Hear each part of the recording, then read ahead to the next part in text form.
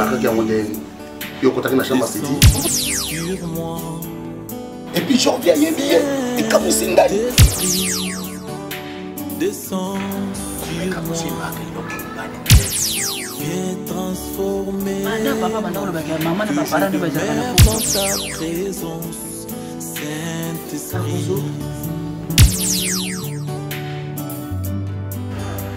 Papa m'a dit que ça me coule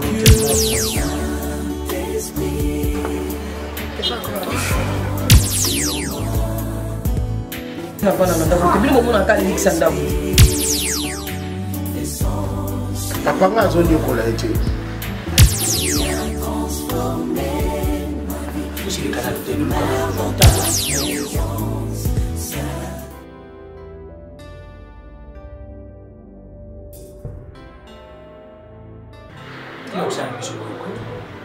Je ne peux pas passer l'émission.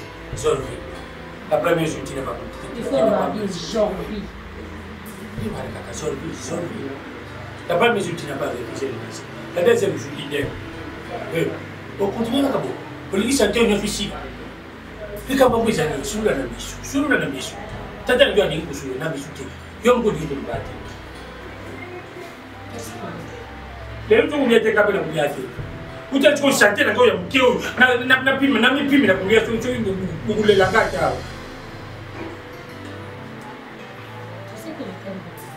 et moi aussi. Tu sais que je t'aime beaucoup. Et moi aussi.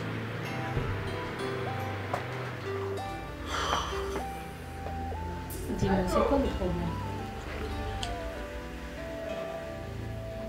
si mon géniteur n'arrive pas à me comprendre, à combien les plus fortes raisons que vous n'allez penser mais ça c'est hyper compliqué que tu me comprennes parce que l'état où je suis, je crois que c'est la dernière étape de la vie. Je suis en train de passer le pire cauchemar de ma vie. Dans le cas où soit dans un moment où le monde entier doit comprendre ils n'ont pas voulu le mariage, ils ont voulu peut-être que je puisse devenir dingue, les beaux mains.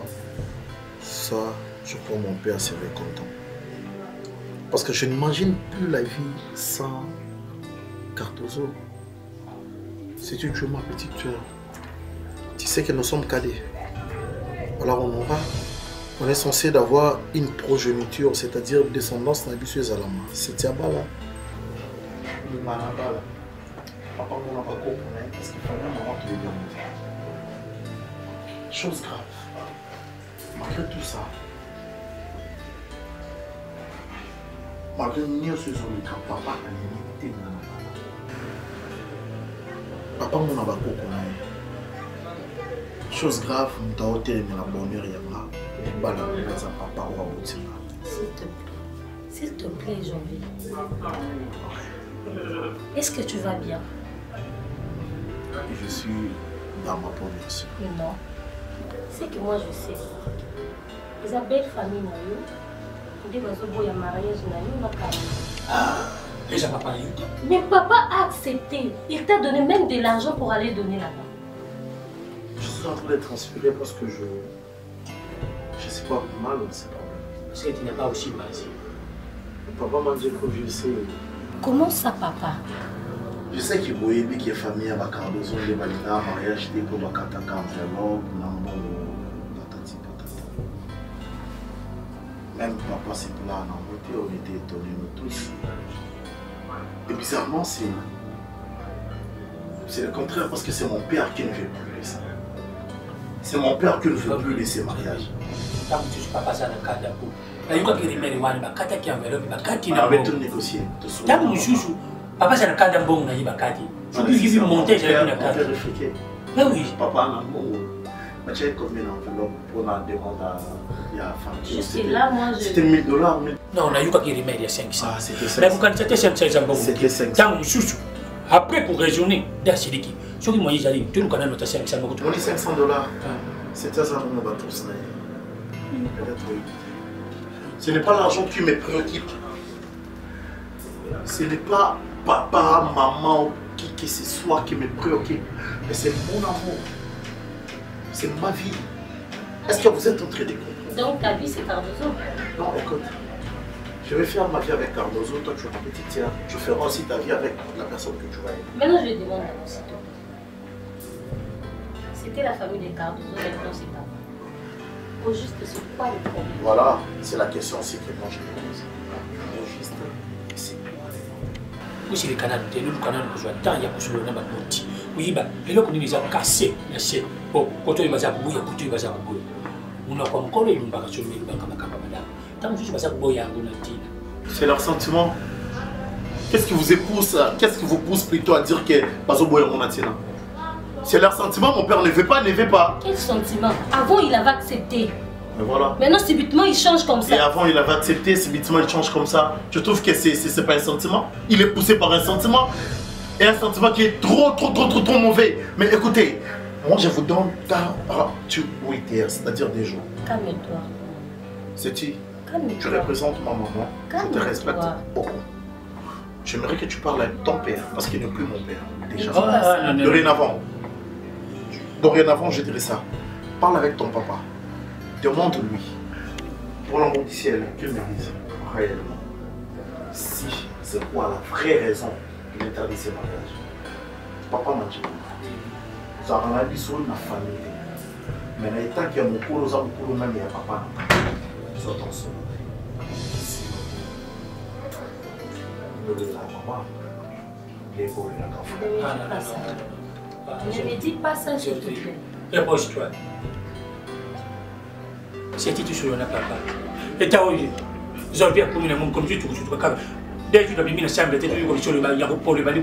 Ah, vous avez le bon point. C'est qui va le gérer. Nous allons bien répéter les lieux que je viens de m'initier. Je ne vais toujours non temps de la rumba $500 à la carte. Et ça y est. Abi ça y est, c'est ça y est. Bon, c'est dit maintenant que vous avez un pas d'engager. Bon. La coupe n'a moi. Après c'est quoi? Nous avons tous dans la personne dans ça va tous qui ni.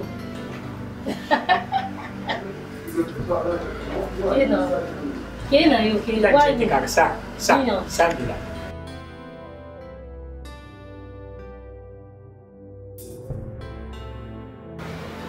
Bon, j'espère que la discipline tout n'est qu'un peu comme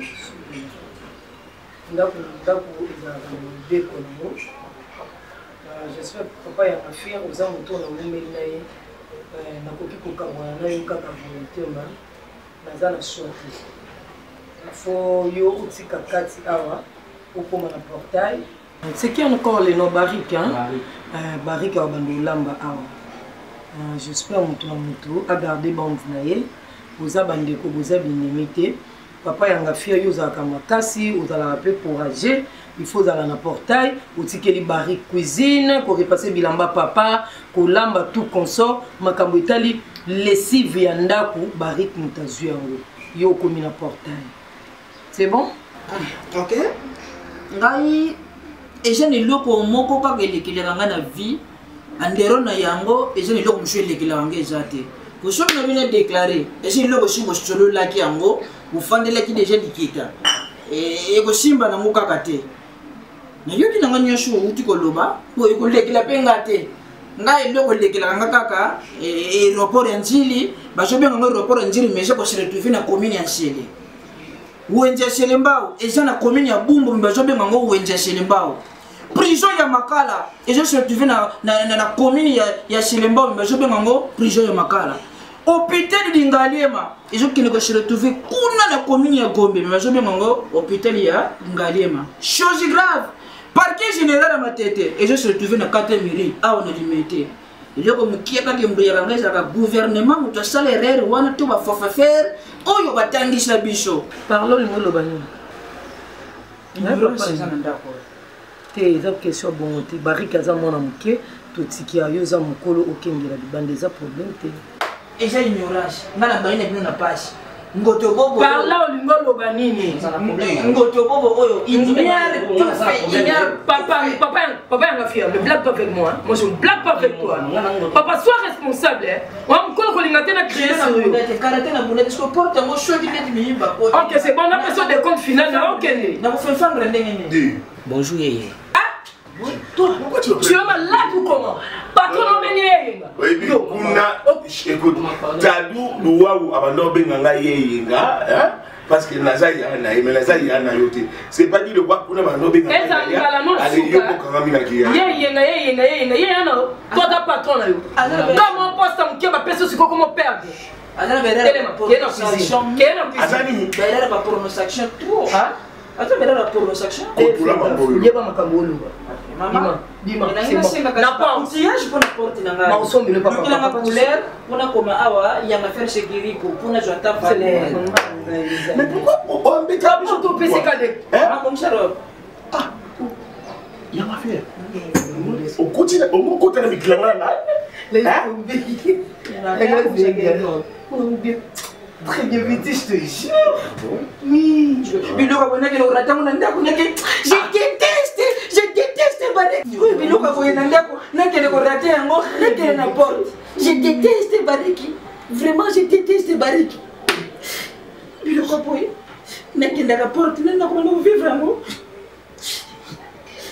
Papa, osa mulimo nini zakati. On a mon pitié, ça répond à yo. Bah, il y a une église, mais il y a des gens qui ont fait pitié. On a quand même des gens qui ont fait la montée. Pour tout balan, la mise sur Zambé, la mise sur l'État. On dit, autre ça, ils ont pitié. On fait l'amour. Non, avec mon amour, un peu de caresse, un peu de tendresse. Donc, on est là. Je me montre déjà au col là. Moi, ça y est, au terme, je me remets à vous piquer. Bima. Bima. Oh, tu me suis. On a la copie. Oh my God. Pourquoi tu l'as fait au bord?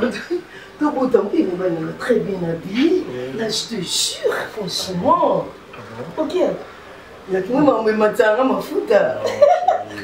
Non, tu as papa, il a fait un homme, il a fait un homme. Papa, il a fait. PC, ça remplace au bon. Ça va.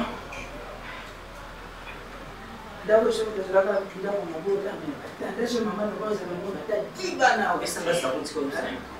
C'est pas liquide, mon ami, c'est pas liquide. Tout n'a pas ça permis. Ah, c'est pas liquide.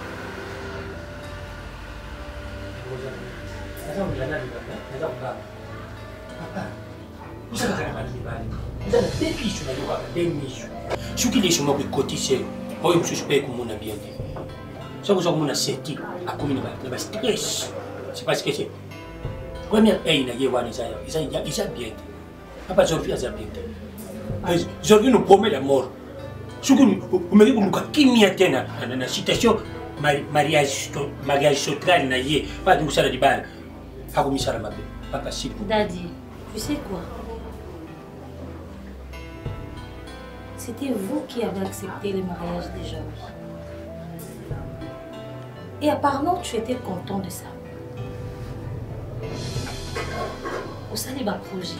Aussi mon bon mon aïe. Au tu une enveloppe au ici. Malgré épaisseur résultat ou épaisseur qui. Aux acquis d'assurance que au solana va parents wana tout va s'arranger. Et subitement tu changes comme ça. Tu ne veux plus de ces mariages. Moi j'ai pas besoin de 4 chemins. C'est quoi la raison? Qu'est-ce qui t'a poussé à faire ça? Pourquoi vous nous détruire Janvier? Moi j'ai pas de mère. Sur cette terre, j'aimais que Janvier comme frère. Si Janvier ne va pas bien, c'est comme... Et ça, quoi, on a un problème.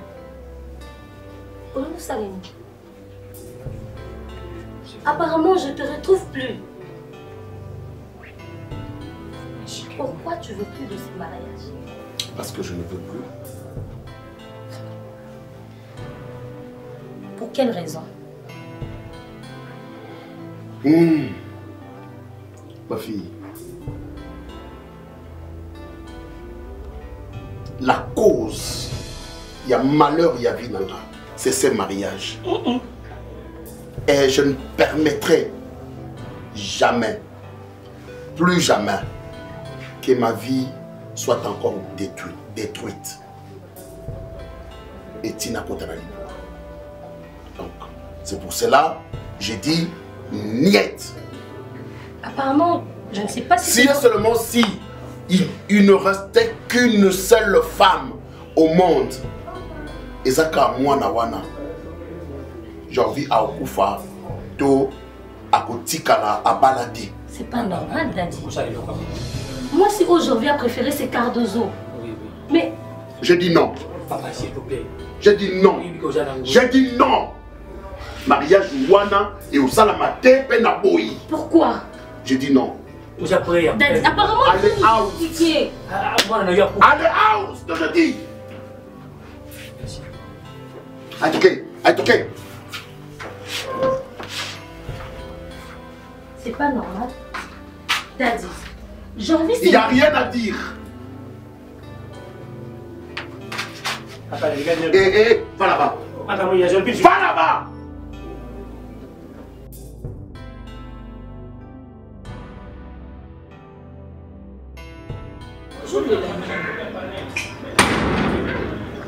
Voilà. Nini? Déjà il y a débat na tongwa. Déjà il y a débat na tongwa, il y a le non alphabet et shuka na z. Non alphabet shuka na z et shuka na t. Tembe ni emi la bicho ko to bitumba. Kina yebo koma alphabet na shuka na ngo, leba koma ka alphabet et shuka na t. Est-ce que moi début kota ki est-ce que azoba alphabet na ndenge ya kotanga a ti na z, mais na azoba na ndenge est-ce que ba koma ka yango normal. Le débat est contre parce que yango bande bande ki sushi. Na tout ne kutu ki sushi kanduka. Et là quand il y a soda unité ni parce que quand faza na mona ka FARDC quand chat na mona ka bana mura lufungula na mona ka ba soda ya la police je yo quand luka ya ka ba ya ba croix rouge tout ya ba scout n'est-ce que attention c'était il yango na siko allez non américain c'est bon na sina komi kende komelanga pa la skin za bokilia récupérer le point ceux qui assistent. Après, on les casse.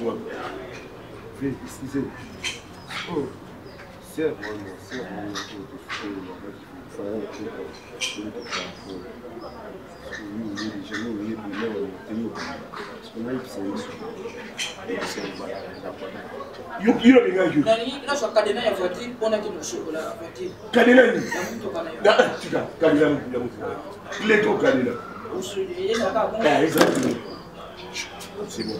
Non, mais non. Soit comme yo, vivez dans le c'est bon, fait. Ah, je te connais. Ah. Yo, quand est là? C'est ma zobanga. Bon, comment on peut gagner? Ma zobanga. Non, va. Sol.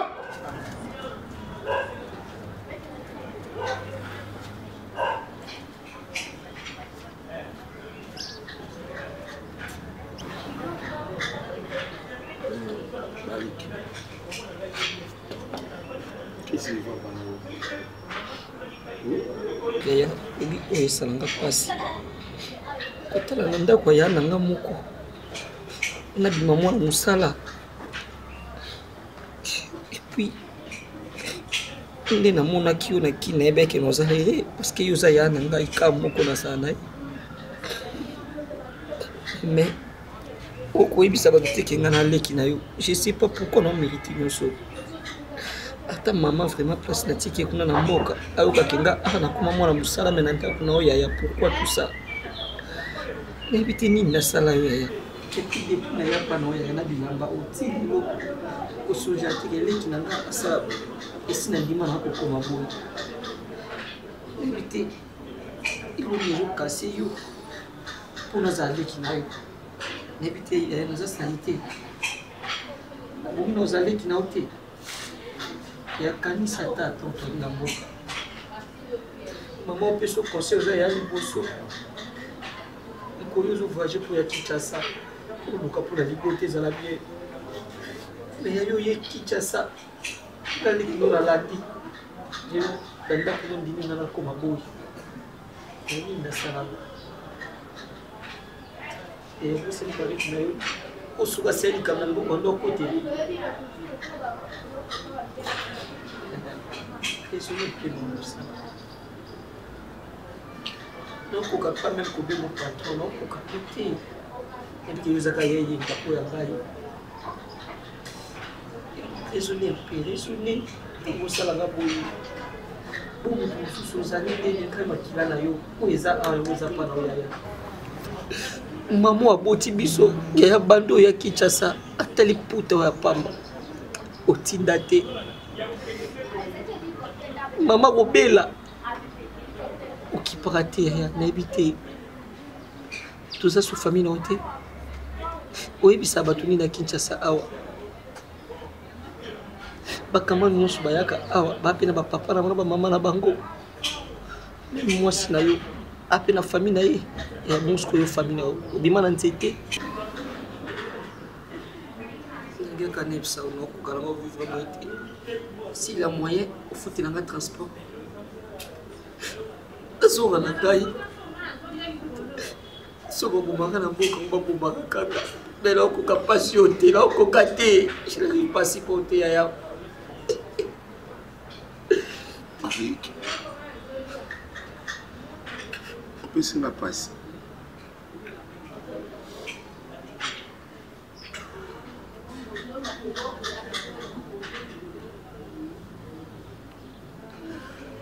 Avec moi maman là-bas. Et bien de tout ça dans mboka oui oui très bien. Quand on a se retrouvé là qui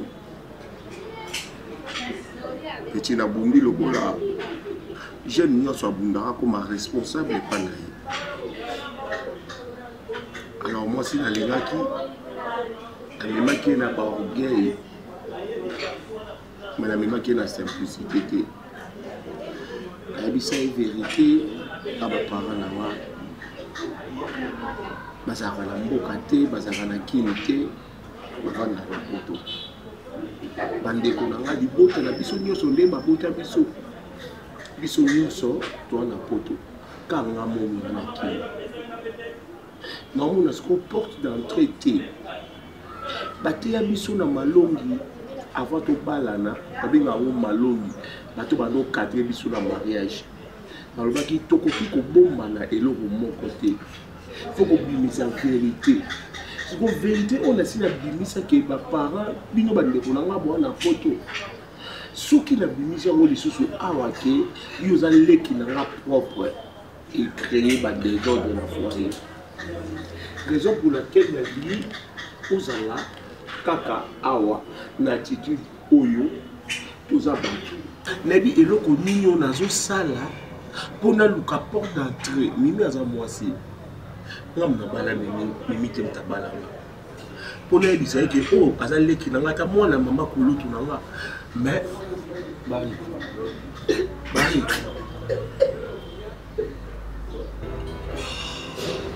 on n'a plus le temps pour des réponses ni pour des questions. Cette fois-ci, ce sont des décisions, papa. Ça va t'étonner, oui, bien sûr. Que moi, et mon fils qui me parle ainsi. Je le fais. J'aimerais savoir, tout simplement, vous êtes pour le mariage ou pas?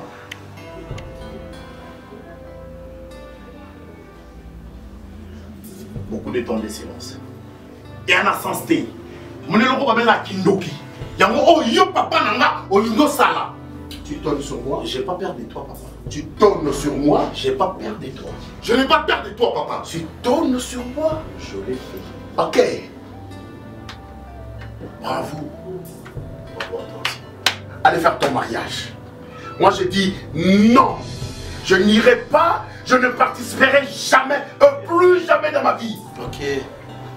Un papa qui a élevé son fils, il a grandi chez lui. Soi-disant qu'il fait du bonheur de son fils. Arrivé à un âge quelconque, tu veux dire le contraire du bonheur que tu apprends. Si tu savais au moins que ce mariage, c'est ce qui a fait que je sois ce que je suis aujourd'hui. Et c'est ce qui a fait que je sois malheureux jusqu'à ce temps. Va dire le Ok. Tu n'as aucun. Tu n'as aucun argument à pousser qui pourra me convaincre. Tu vas faire ton mariage, sors de chez moi, va faire ton mariage, je ne participerai pas. Je savais. Oui, tu savais. Je savais que tu ne voudrais plus de moi. Je savais que tu cherchais des raisons pour me faire déguerpir de cette maison. Je savais. C'est ma maison. Peu importe. C'est ma maison. C'est ta maison. Je n'en disconviens pas. Viens, tu vas mettre dans ta tête que je ne suis plus ta fille. Oui, je ne suis plus mon fils. Oui, je l'assume. Je l'assume. Oui, ne me touche pas. Je ne me touche pas. C'est une complicité de vous tous. Ne me touche pas. Oui, s'il te plaît. Qu'est-ce que tu as dit? Peu importe. Sors de chez moi. Sors de chez moi. Je vais en dire. Je sais que je ne vais rien dire. C'est ton père. C'est bon, c'est ton père. On ne change pas. Rien. Et toi, va là-bas. Va là-bas, salaud. Va là-bas. Va là-bas, salaud. Et toi, sors d'ici. C'est ma maison. Sors de chez moi. J'ai envie, va là où tu veux. Sors d'ici. Apparemment, ici, il y a beaucoup de fous. Que tu attendes ou pas. Oui. Moi, on a commis chez. Je m'en fiche. Je m'en fiche. Je m'en tape. Il est mort. Oh, bah, son magalabo moi. Pour que Moutoumo, soi-disant papa naïe, soi-disant naïe collé dans la matanga. Papa, je te dis, je vais me réveiller. Je te dis que vous avez pas tu veux aller. Cherchez comme un Dieu. Merci. Un Dieu ne peut pas me convaincre. Merci beaucoup. C'est ma décision. Merci beaucoup. Je l'ai prise. Allez, sors de chez moi. Merci. Vas-y. Merci. Va. Salaud. Imbécile. Un enfant que j'ai élevé. Tu as grandi maladif. Salaud. Laisse-moi partir. Calme-toi. Je suis censé Gardez votre soif. Salaud. Gardez votre soif. Maîtrisez-vous. Maîtrisez-vous. Je peux partir. Le père reste le père. Je peux partir. S'il vous plaît. Fais-moi partir. Allez, sortez d'ici. Sale enfant. Ingrat. Vaurien. Bon à rien.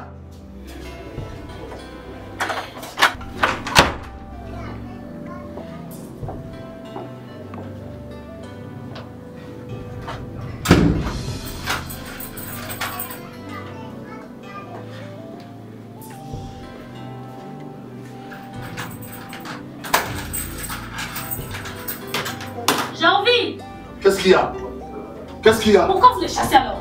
Je le C'est chasse. sa maison, il doit rester ici. C'est pas sa maison, c'est ma maison. J'ai envie. Même toi, si tu veux t'en aller, tu n'as qu'à aller là où tu veux. Je ne veux plus d'enfants ici, je vais rester dans ma maison, chez moi. Je pars avec vous. Merci beaucoup. Je prends mes affaires. Vas-y. Vas-y, vous êtes toutes de bonnes arrières. Sors de chez moi. Si et seulement si ma mamie était là.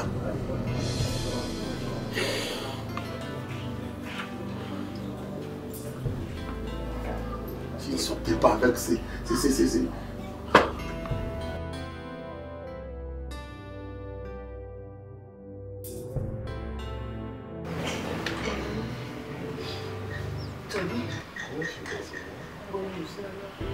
Ouais, tout ça là, ça marche.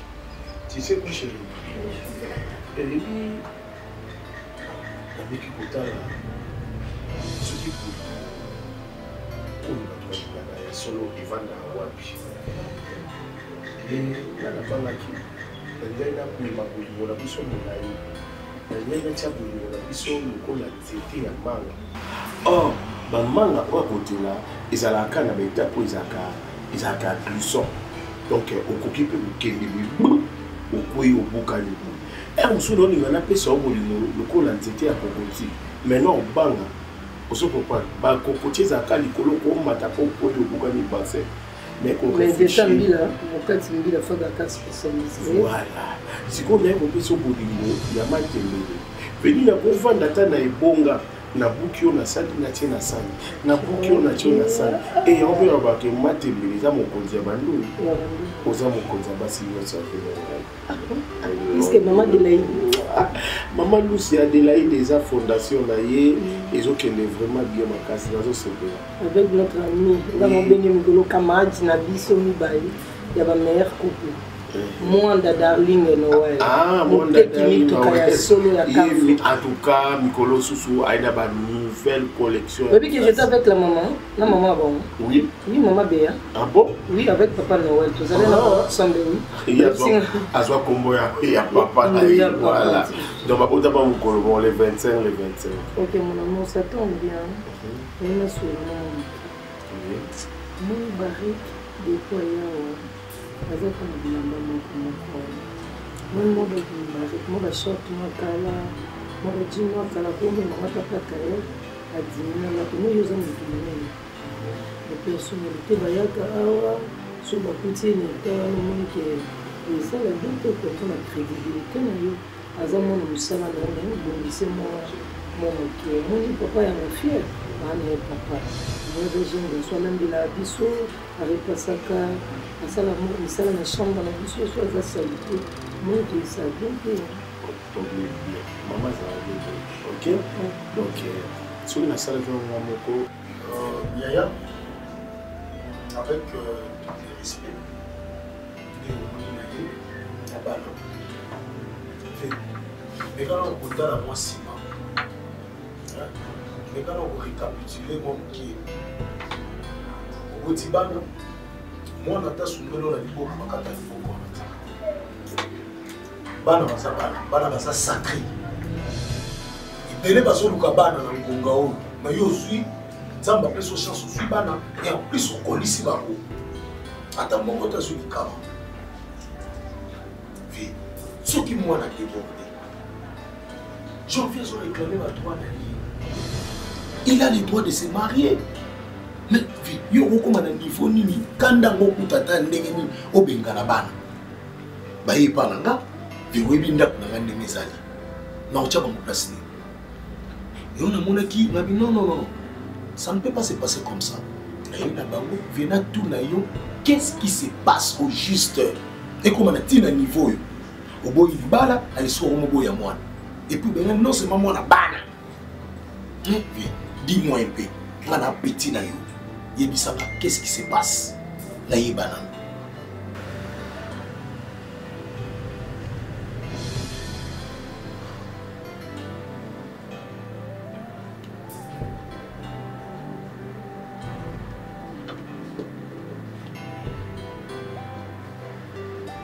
Oui mon vieux. Doudou, vieux. Cette famille et ruina vie nanga et ruina foyer nanga et ruina. Tu sais pourquoi Navandi un long moment depuis la mort de mon épouse Nabala le sous-souté tout nabana on parce que bayokanga na sango ya une copine une chérie quelque part. Tout n'a c'est bon à rien. Il y a une chérie quelque part. Il ne faut pas dire ça. C'est bon à rien comment? Hein? Voilà. Doudou. Je suis le chef. Il y a papa na moi siwana oyoye à l'India Bala. C'est Daddy di Kambala. Je suis son chef direct. Oh! Pendant que je l'ai envoyé ici, mon épouse me trompait avec ces messieurs. Peut-être au voilà, au salé des camossons, mais déjà, l'idée n'a eu, ils ont tellement bon, donc moi, on a posé longtemps, donc on a fait ça. C'est ça que ma valise va tout ça, il n'y a pas de médaille. Ah, ma valise. On va marier à mon on a pas kilo du coup. On a négocié la fois. Ok, Nathalie Makoma, on a dit. Mais Mathieu Makoma? Oui, Mathieu Makoma. Ah, ça fait longtemps. Hein, on bien. Ah, ok. On bien aller battre santé.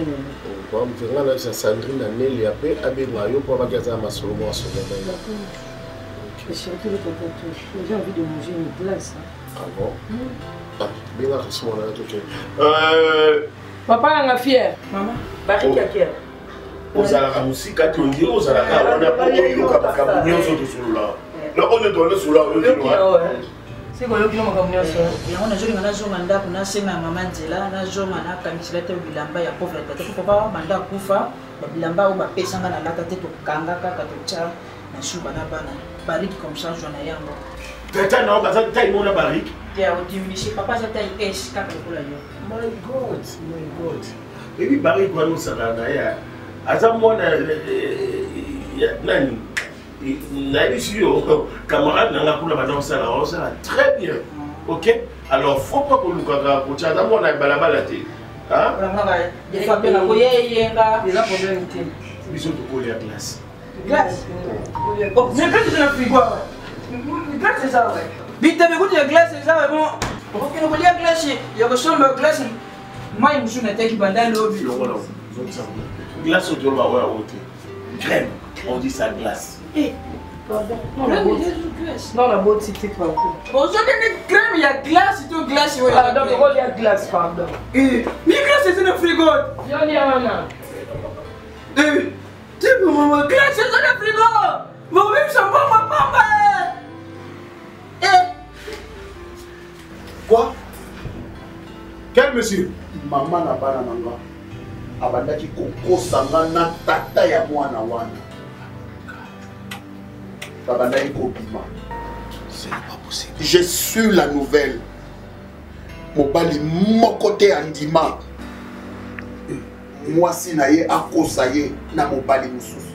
Je me suis arrangé avec des brigands pour que ba corriger ye.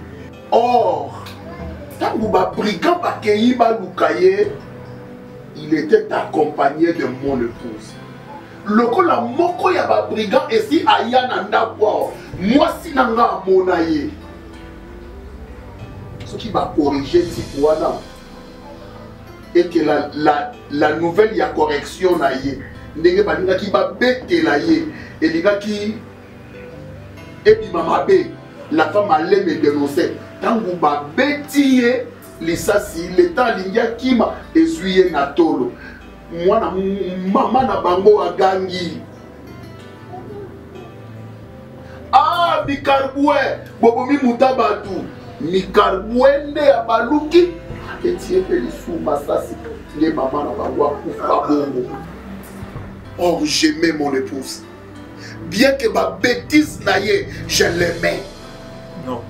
Parce que il fut. Non. Viens, c'est là, nous. C'est là. Viens, c'est là. Viens.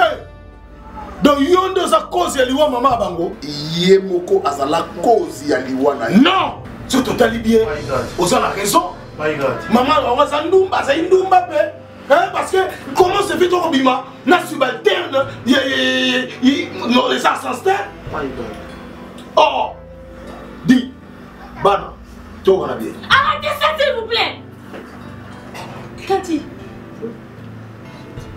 on s'en prie. Tu m'as privé ma mère. Tu m'as privé le bonheur d'être avec une mère, Daddy.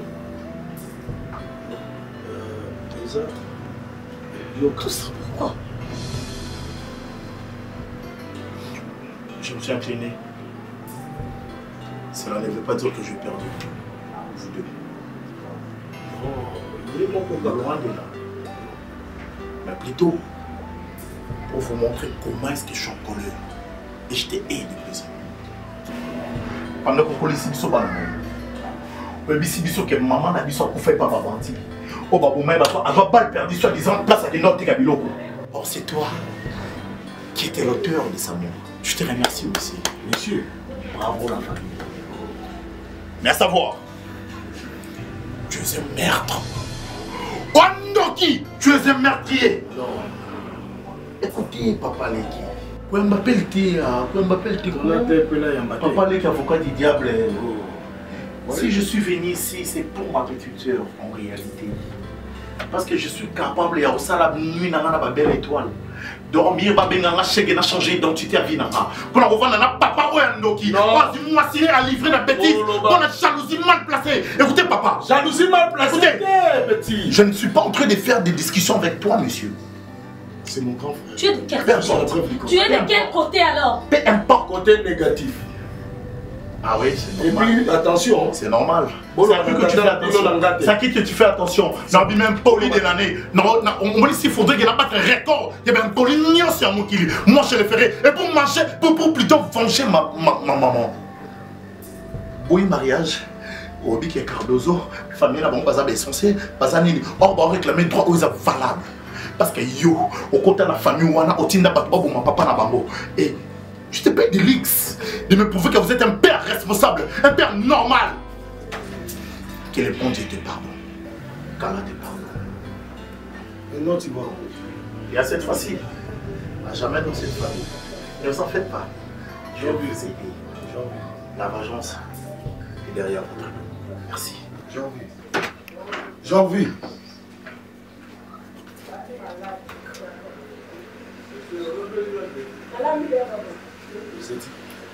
C'est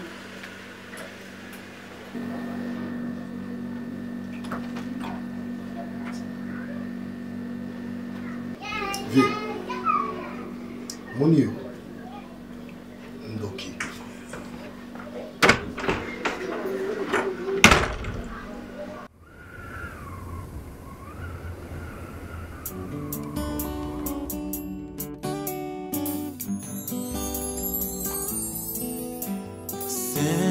Saint-Esprit, descends sur moi. Saint-Esprit, descends sur moi. Viens transformer ma vie, que je demeure dans ta présence. Saint-Esprit, l'Esprit de Dieu. Saint-Esprit, descends sur moi. Saint-Esprit, descends sur moi.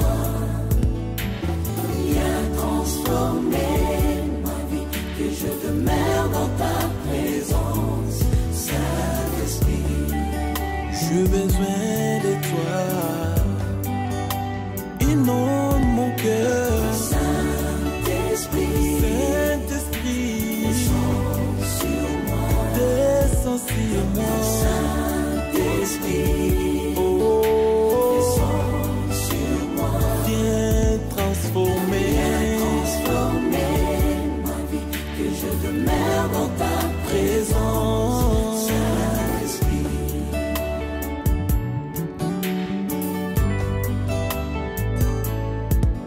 que le ciel s'ouvre, remplis-moi de ta puissance.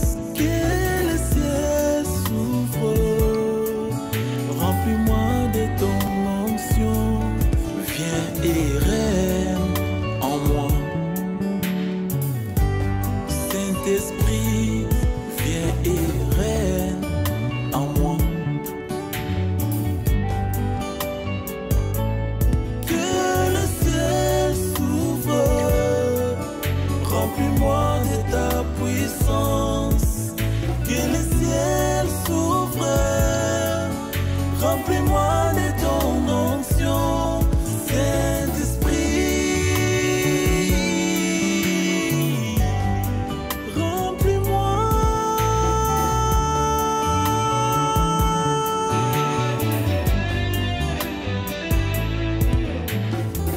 Quand le consolateur sera venu, lui l'esprit de vérité, il vous conduira dans toute la vérité.